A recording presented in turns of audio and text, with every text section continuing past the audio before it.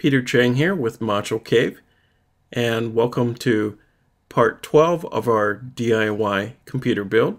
And in this clip, we're going to go ahead and show you how to install the power supply cables to the motherboard.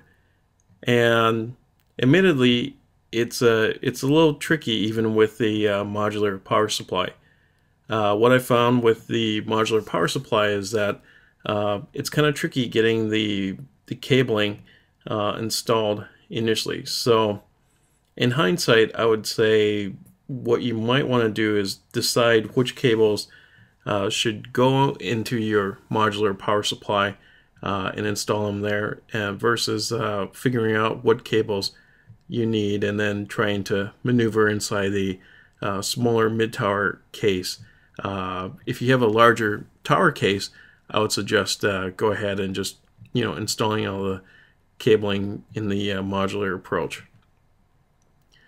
In this case, I'm just trying to install. I thought in my head I was thinking I should install the larger cables first, but just so you know, when you install larger cables first, they do tend to get in the way, and you should start thinking about in terms of cable management at this point.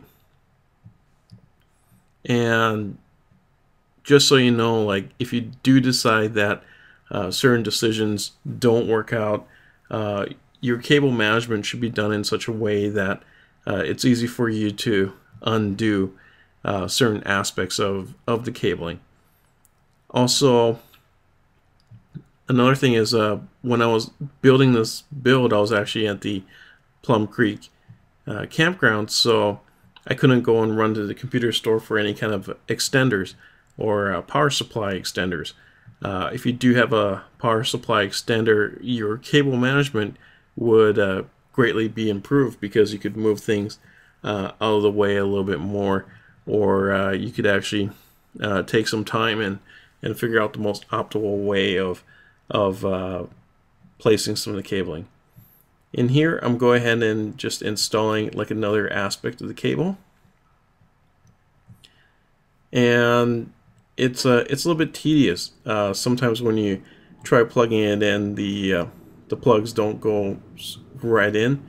So I would advise, instead of what I'm doing here, trying to install the cable in, I would actually suggest that maybe unscrewing the whole power supply and then just determining the amount of cables that you would need, and then securely fasten them in, then go and plug them in here again. So in this case, I need to run another power supply cable, like another 4-head or 8-head pin, into the back corner of the motherboard. And in this case, for this second-headed pin into the motherboard, this could have benefited from a cable extension. And as you see here, this configuration where that cable should go is actually in the kind of a funny location. So it's actually just in the back corner of the board. So the newer boards that you install do require a secondary power supply near the CPU and case fan and memory. And I'm starting to see manufacturers actually manufacturing a extender for the power supply, and it's just, the extender would work wonders, because you could actually instead of having to plug it in diagonally like I'm doing right now, you could actually work on the cable management and go at more of a 90-degree angle to install this particular cable. Here we see the front panel Q connector view, and we're just showing you another angle of trying to add in another modular set of cables here. And for the most part, it is working out pretty well. It's just occasionally you get you have the little frustration of trying to make sure that everything's going in just great. Here I'm installing the power supply cable for my 2 terabyte Western Digital black drive. So it's going from power supply straight into the Western Digital drive, and it's just a very short trip. And you could also snake this same cable up. All the SATA power cables seem to be connected, so you could actually connect up a little further too. And just so you know that when you do work with a modular power supply, when you plug in one cable and you kind of pull at one end, or if you push out another end, modular power supply cables do get dislodged a little bit. So you need to make sure that even though it looks like you should double check and just go back, double check, make sure that your power supply cables are nice and tight, and that the ones that you've tied in didn't get loosened by you knocking out some other cables in there. Here we have the SATA cables, or not SATA cables, but the power cables that go to my drive bays. So here I am just dragging these cables, so my CD-ROM, or I'm sorry, my Blu-ray DVD burner and my 2 terabyte hard drive are pretty much joined at the hip as far as the power supplies are concerned. And remember that these connector cables are actually just keyed in one way, so everything just essentially fits in only in just one way. So if you have trouble installing it, just so you're aware, don't try to.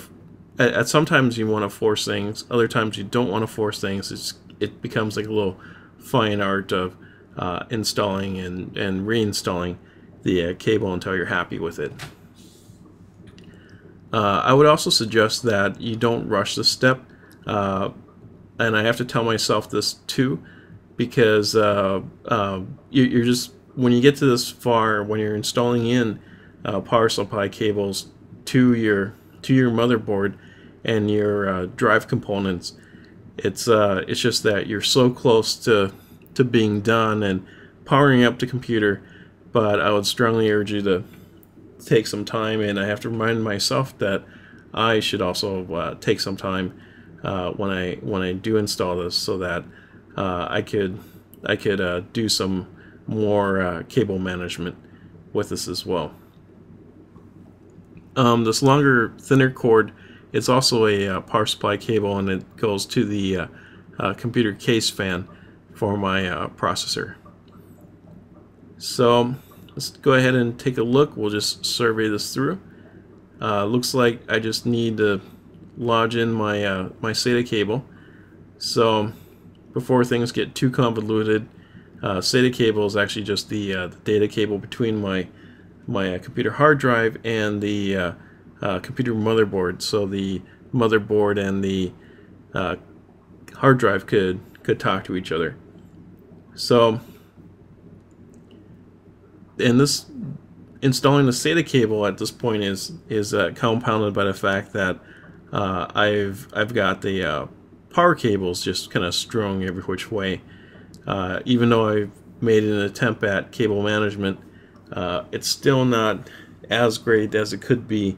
I really need to be just a tad more patient with this. But just so you know, one idea around this would be to maybe install the SATA cables before you install the power supply cables. But once again, it's just that if you install one or the other is going to get in the way, and you just need to determine the lesser of the two evils. No right or wrong way with this approach, but just remember there's a pros and cons to each of these steps. And just remember, everything matters.